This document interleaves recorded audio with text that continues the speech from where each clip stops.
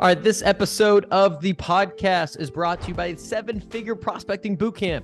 This is a cohort-based sales program that I put together and run.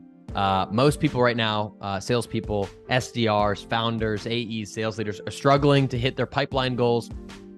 They're trying to solve it by winging it every day. They might read a sales book. They might take an on-demand course that leaves them really craving some one-on-one attention and coaching. And so that's why I created this bootcamp. It's 30 days, intensive coaching, cohort style, run by me. So every week you're going to get live calls with me, teaching you the fundamentals of prospecting, how to sell to the problem, cold email, time management, cold call, all that. Use your sales tools to build massive amounts of pipeline. You're going to get office hours with me where you can get one-on-one coaching. We're going to have amazing guest speakers. Former speakers have been Ian Cognac, Samantha McKenna, Justin Walsh joined us one time, just some badasses in the space. And then tap into community. Got dozens of other like-minded salespeople in the trenches with you, learning and growing, that you can learn from, that you can chat with, that you can build community with. So that's all packaged together. The next cohort starts January 2nd. Love to see you there. Exclusively for podcast members, people that listen to the podcast, you can check out the link in the profile or on my LinkedIn page. It's also on tasales.co. But if you type in the code podcast, you will get 20% off your order. So go check out at the checkout line, use the coupon code podcast. It's PODCAST to get 20% off. All right, now to the episode.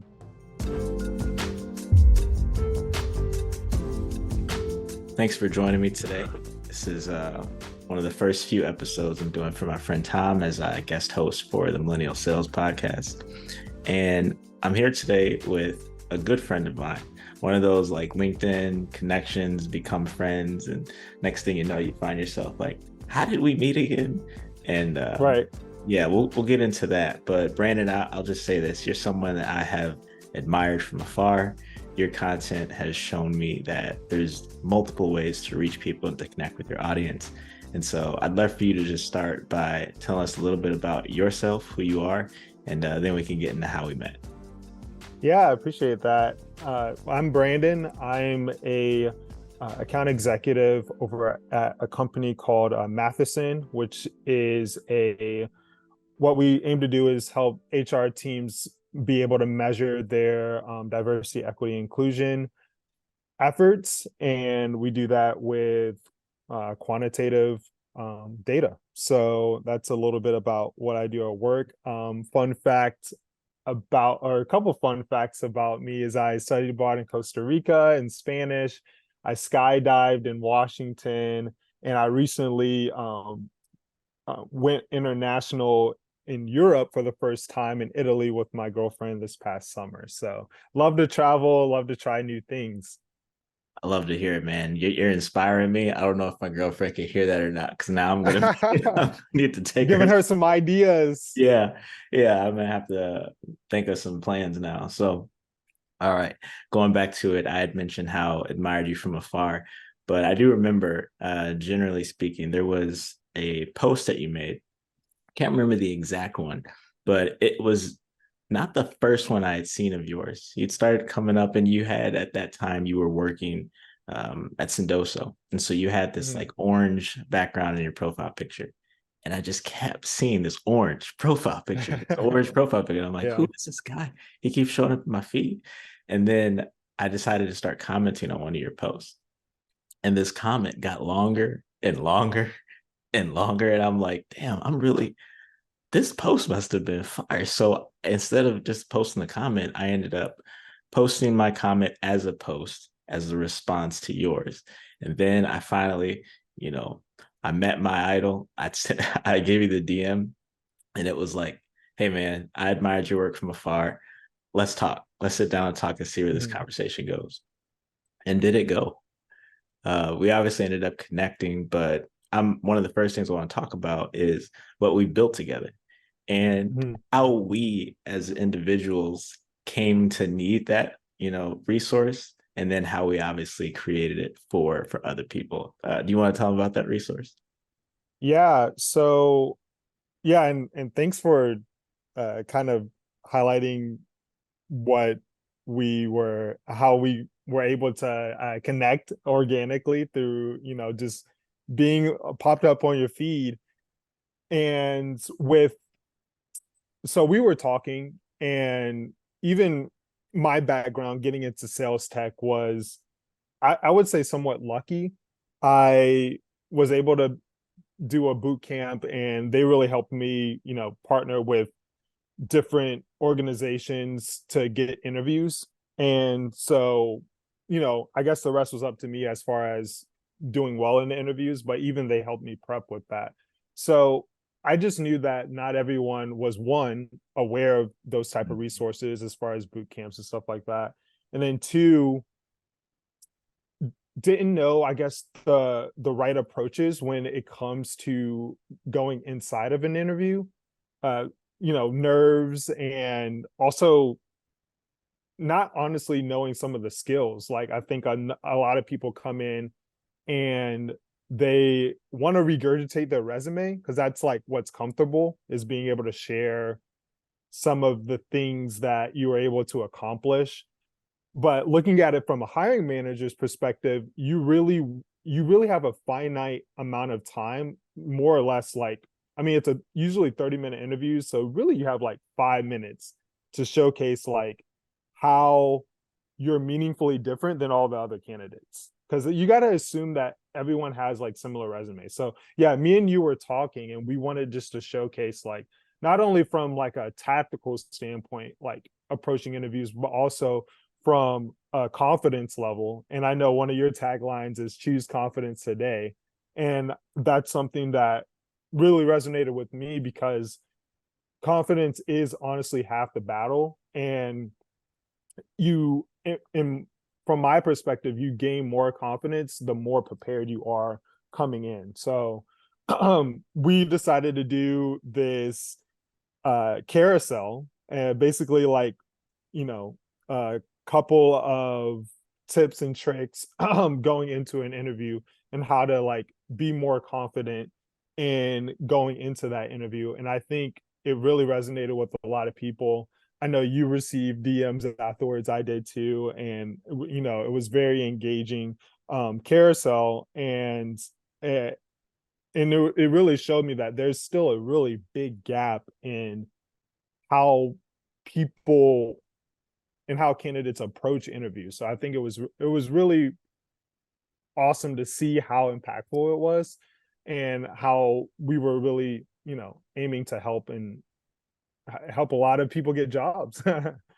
Yeah, I just going back to the heart and origins behind it. I think we had both felt the sting of that sudden loss. It could be a loss of job. It could be loss Right. of, what I would call professional self-esteem. And we were just in this space where all around us, we were seeing that pain just regurgitated and repeated by all these other people around us. And we're kind of kindred spirits in the sense that if we've gone through something, we want to support the folks where we can. I say in my post, help where you've hurt, right? So if there's a pain you felt and you know how to avoid it, how can you give back or reach back and support the folks behind you? So yeah, I think the ironic part about the SDR fire drill is that the day before I had my sudden job loss, and it was bittersweet because obviously I went through that loss, but then it happened to be my birthday, and I was able to give back, right? So my post is about how it's my birthday, but I was able to give back, and it was very meta in that way. Fun fact about that: I turned 32 on 3/23/23. I couldn't have planned it. I mean, that was wild. Yeah. Yeah. So Stars are aligning. yeah, it was meant to be. We're due. We need to like do a 2.0 with that thing now. Yeah, I agree. So we talked about the fire drill, the initiative. I'd love to know how you started your content journey, because I would imagine, like myself, your career, your content journey have definitely intertwined and had bled into one another. And we can talk about how those things have happened, but I'd love to hear first your content journey, why you decided to start posting, and then we can get into how that led to career opportunities. Yeah, I think that's a great question.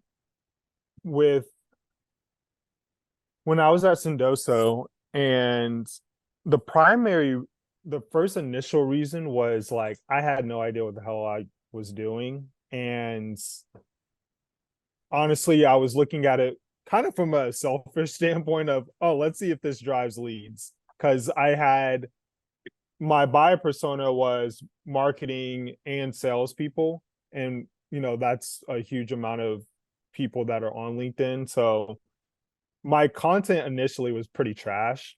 And then once I like took a step back and I started looking at other people's content that I admired, I realized that it really came from a consultative slash very helpful lens. And I think that's ultimately what I was aiming to do is like, there's just a huge, in my opinion, still a very huge gap in SDR enablement and just sales enablement in general. And I feel like a lot of things that I started picking up on just as an SDR, you like it didn't feel right to like keep to myself. And Mhm. so there was one example of a post that I did really well, later down when I was still in Sendoso on how I ended up, I had a meeting set and then I set a reminder and it annoyed the prospect so much that he decided to cancel the meeting. And then I replied back like, hey, this isn't on Sendoso, it's on me. Like, I understand where you're coming from. It's a learning moment. Like, I'll learn from it. So thank you for that. And like 20 minutes later, he was like, you know what? Like, mistakes happen. Let's get it back on the books. Just don't spam me again. And then I just screenshotted the email thread and posted on LinkedIn because I wanted to show like the more authentic Yeah. side of being Yeah. an SDR. Like, I feel like a lot of leaders on LinkedIn kind of show like the highlights and the all the successes that come with it, but there's a lot of like it's a roller coaster, and I think it's kind of inevitable. So that's kind of where I started going with my content. It's like, Yeah. you know what, screw this. Like, I'm gonna show like the good, the bad, and the ugly of sales, but not only of sales, of just like personal struggles and personal ups and downs as well. Like being black in tech and being part of like an underrepresented community and like uh kind of white filled space, and feeling alone at times or feeling like the only at times, and all those things. And I feel like it really started resonating with a lot of people, and I met a lot of people on LinkedIn because of that. So I'm always grateful that I did start posting, because it led me to have this community and meet so many awesome people from different all facets of life and of the world. So yeah.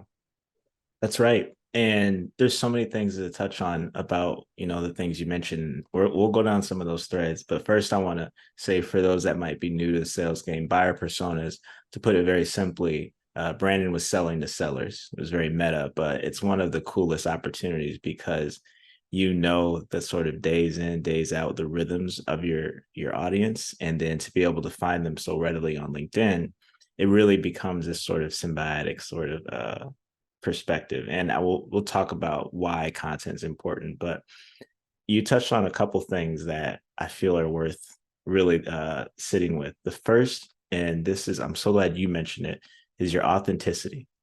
So I think that's part of both of our brands, is being authentic, being vulnerable. And why hide, right? And at the end of the day, like there's nothing that we've experienced that's so bad that someone else hasn't.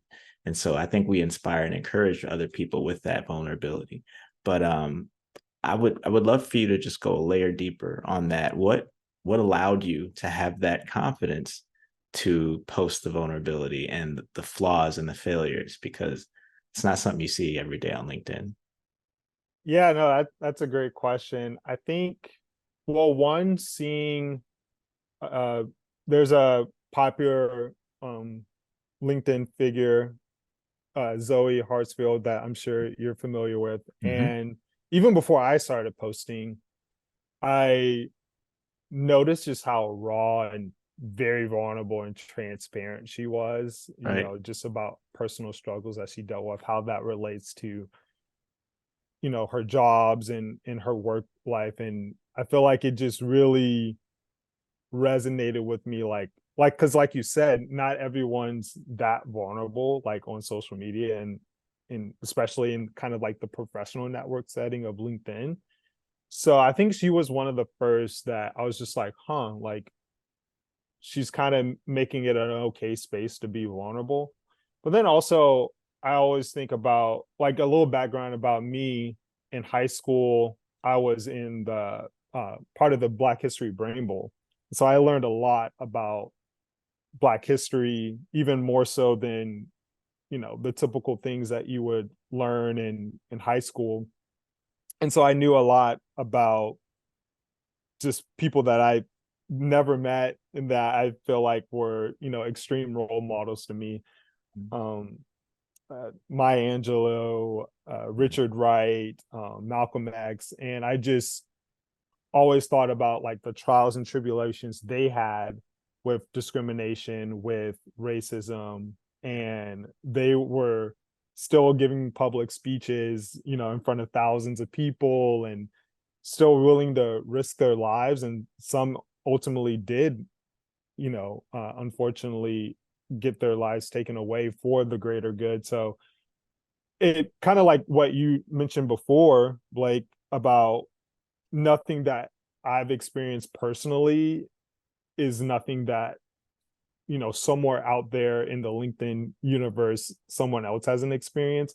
And then also just a flashback in history, it's like nothing that I've experienced is even in the magnitude that my ancestors or my predecessors have experienced. So like, I guess what would be stopping me from sharing my stories?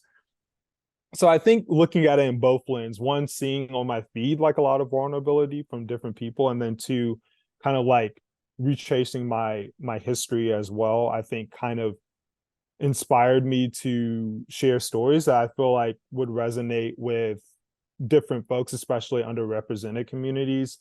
And I think it really has been impactful. Like I think it's allowed, I think I'm seeing more vulnerability on LinkedIn than I ever have now. And it's really awesome to see, because I think that's the only real path to growth, is like getting outside of your comfort zone. Like if you feel a pit in your stomach, to me that's a good thing. It's like there's still days, I'm about to hit post and I'm like, ooh, like I kind of like tense up a little bit. Like, so I'm not, this isn't to say like, oh, I just have this superpower of not feeling anything. Like, no, I still like, have kind of that nervous energy. When I feel like, oh, this might be a controversial one, oh, there might be some disagreement on my comment thread, etc. But I think ultimately, like, I always think of like kind of like in a stoic mindset of like, okay, what's worst case scenario? Like on LinkedIn, like someone like cusses me out, gives me racial slurs on LinkedIn. I don't know. Like Mm-hmm. maybe that's worst case scenario. It's like, and then ask myself, well, why is that okay? Like, why will it still be okay? Yeah. And then I feel like that really helps me out. It's like I'm already envisioning like, all right, this is the worst that can happen. And why would that still be okay?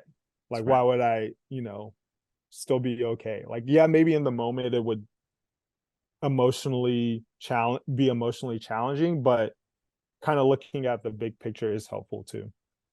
It sure is. You touched on so many encouraging things there. Apologies for the fire trucks in the background. I live on Santa Monica Boulevard, so it gets a little busy out here. And shout out to us. I got up before the sun. I beat the sun out here in the West Coast. It's what, morning time over in the East Side. Yes. I'm still waking up, getting crust out my eyes on the West Side, but worth it for sure. Yes. Yeah, you touched on the vulnerability. I love what you said about facing those fears.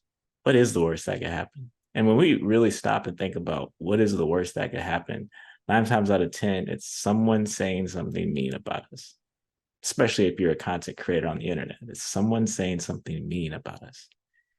And I think when we really stop in our moments of like clarity, we realize, huh, that says more about them than it does about me. And I actually, this is going to sound weird, I can empathize with that person instead of being afraid of them. Because what must be going on in their world, in their day to day, that would cause them to lash out at a stranger on the internet? And so it is really being able to reconfigure or reframe some of those situations and how you view them, and it allows you to become a better content creator. Now, we've talked a lot about content creation, and we've also talked about being Black. I don't know if we've mentioned that. We're both obviously African Americans. If you can't, see this, if you listen to this podcast, we're both Black sellers. And it does come up in our day to day, and it does come up in our work. It's something that is we're reminded of very frequently.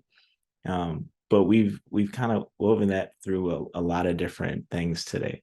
And where I wanted to take it next was, how does that vulnerability, how does that sense of what's the worst that can happen actually serve and support you as a seller? Because I think that's where these things come together, and this podcast episode can really be impactful. What is the link between those two? Yeah, I think it's huge in sales. I think you have to have, I'm a big fan of the author Daniel Pink. He has a couple of books on sales, and one of them is To Sell is Human. Mm-hmm. And he talks about this idea of buoyancy. So basically being able to stay afloat above the water, if you will, Mm-hmm. because in sales, you're gonna be, maybe having to tread water a little bit, because there's a lot of external things and factors that can distract you from, I guess, your ultimate goal. Like, oh, this prospect hasn't responded, or they ghosted me, or they pulled out on the DocuSign at the last minute, etc. So I think all those kind of things, I feel like, happen, and it's almost like you have to, kind of like what we were talking about earlier. You, like, in my mind as a seller, like, I already know those things are going to happen. Like, because I've talked to a lot of different sellers, and even some of the best sellers, and bad outcomes even happen to like the best sellers. Like, Mm-hmm. they maybe don't hit quota in a quarter, maybe they miss out on a deal that they thought was a sure thing, etc. Like, I I feel like most even great sellers have bad outcomes. So I think just coming into it and understanding, like, those things are going to happen, and like, why is that okay? And then kind of basically, what am I going to do about it? Right. Because it's like, I mean, I can ruminate and say like, oh, woe is me and all this stuff, but is that serving me for the ultimate outcomes that I want, like, next time? Probably not. Like, we're all human. Like, yeah, it's gonna suck. Yeah, you can have certain moments. Like, I always tell people, like, it's not that you're repressing emotions. Like, let your anger, let your frustrations out, but let them like out for like 2 minutes. You know what I'm Mm-hmm. saying? Like, if you need to go outside, take a walk, like, cuss at yourself for 5 minutes, whatever you need to do. But then, like, after that, it's like, boom, okay, now it's on. Now we're like moving forward. I always feel like that's kind of the mindset you have to say. I know what's really popular on LinkedIn, from some actually salespeople that I really admire, is this concept of detaching from the outcome. Mm-hmm. And I like to tweak that a little bit, because I feel like when we use the term detach from the outcome, I feel like that you don't want to like detach from having desire and having like a want of a certain outcome. Like, I feel like that's normal. I think what is healthy is kind of what I was referring to before, is having a sense of frustration and anger, and then for a moment, and then letting it go. And then also over time, as you like get more reps in, as you experience kind of like maybe some setbacks more and more and more, you just naturally start detaching even more. Like, it's kind of like, I feel like in baseball, or even like Michael Jordan, right? Like I think I saw a stat where he was actually only 50% successful in his I guess his clutch shots, like shots under 10 seconds or something like that. A lot of people think of like all the highlights where he hit the game shots, but he actually, it still was a coin flip.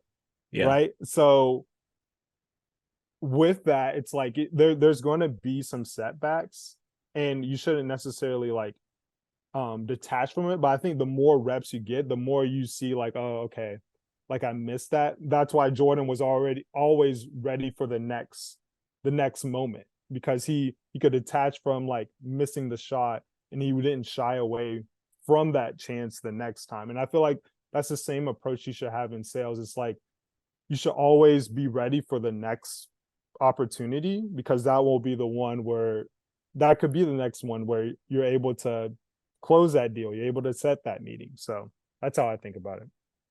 It's a wonderful point, and I think that you hit the nail on the head with Jordan. I'm looking to see here. There's a commercial where he says, I failed numerous times. I've been called on to hit the game winner, and I failed over 20, 30 times or something like that.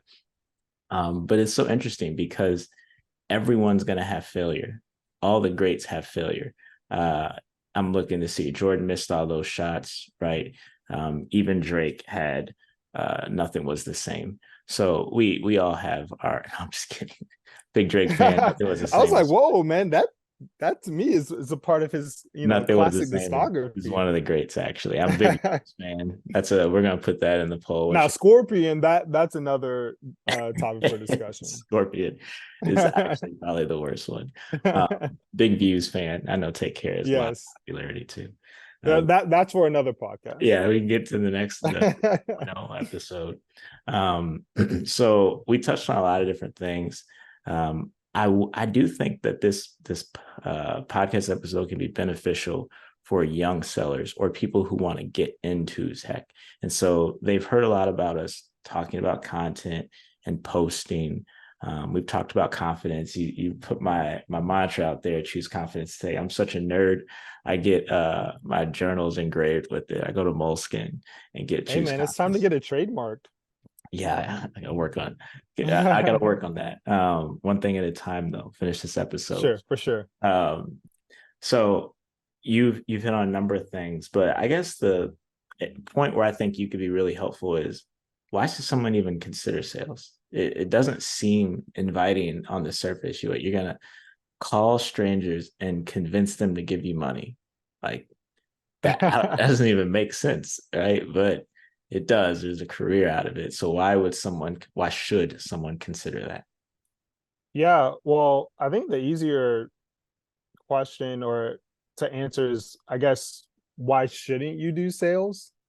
And there's a couple of things I always tell people that are like, hit me up, hey Brandon. Like I literally had someone yesterday, I was like, hey Brandon, like I'm from Colombia, like I'm thinking about becoming an SDR, what are some things I should know, that kind of stuff. And in my opinion, like I think the best way to sell, honestly, is actually to convince them not to do something. And that's why I think about too with sales. So the reason why I feel like you wouldn't want to do sales is if, one, you're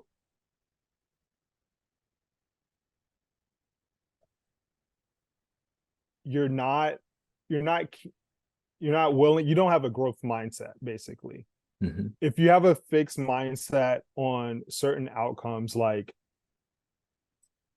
okay, I have quotas hitting 12 meetings a month, like I'm gonna spray and pray like 300 emails like a week, then if that doesn't work, like, are you willing to adjust? Are you willing to try different channels? Are you willing to swallow your pride and ask your manager for help, or ask for other peers or even outside of your organization. Like, are you willing to have a setback, like take one step back to take two steps forward? So I think the first thing is like, the most important thing is mindset, because no matter what company you're with, like it's hard. It's tough to get in the phone to, as you put it, to try to enable people to maybe, because what you're doing is you're trying to change a behavior.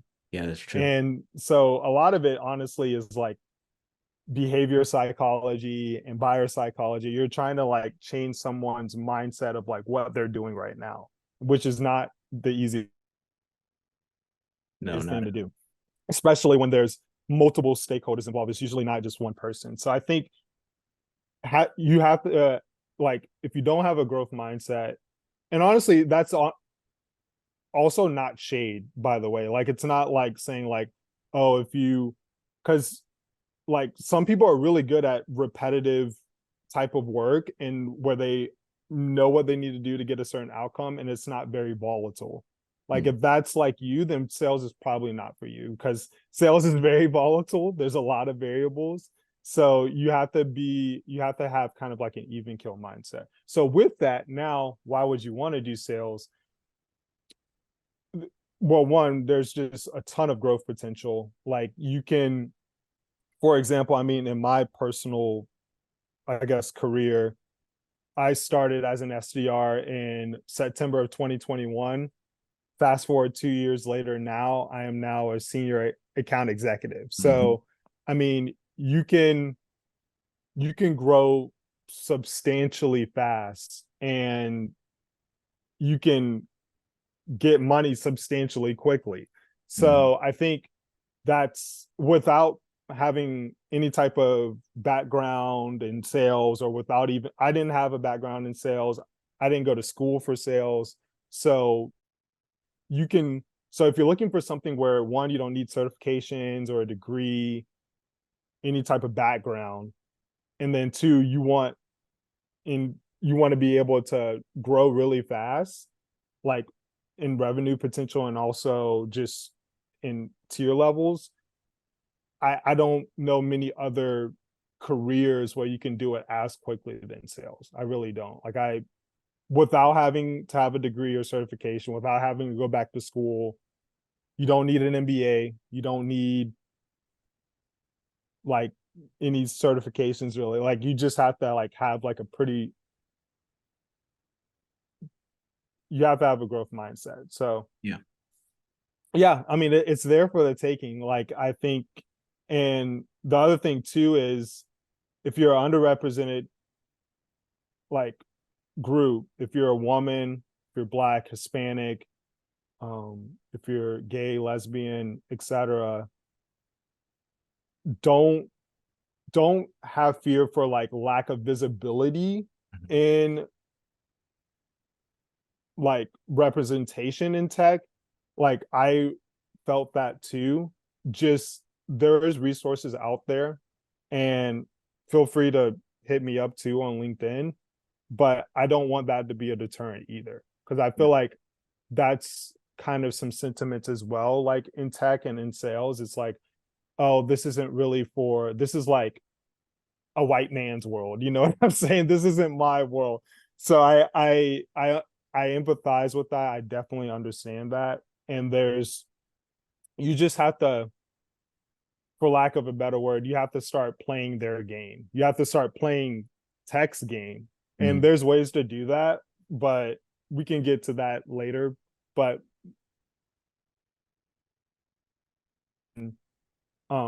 why sales? Revenue potential and tier promotion type potential. Like, I don't know any professional on the top of my head you can do that without having degree, without having extra like education. That's right. And before we wrap up, I would just add on to that. Sales is difficult. It is scary. You mentioned it's changing behaviors, and I believe ultimately it's changing perspectives. So if you can give someone context for a problem they're facing, you are then in a place to change their perspective on how to solve it. And a lot of the times we go into these sales conversations, we think, oh, I need to give them my product. I need to tell them all the features and the benefits. But first you have to understand, how are they using it? Like, what is their problem? Are they even aware that this solution exists? I've heard a really great example of, you go to sell a car, for example, and you want to talk about features and benefits, but like you never ask the mom, like, how are you going to use this? And maybe cup holders and maybe seats, and the stow and go is what she cares about because she's got soccer matches to run to every weekend, right? But just knowing your buyer and what their problems are is so important. We only got a few minutes left, so I want to ask you one last question before we wrap up. It's a tricky one, but I'd love to see where you take it. And that question is, what's a mistake you're proud of?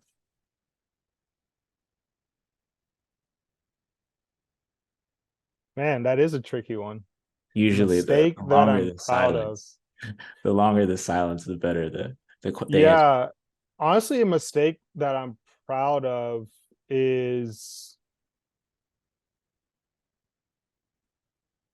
probably it wasn't a mistake though. I would say the mistake that I'm proud of would be,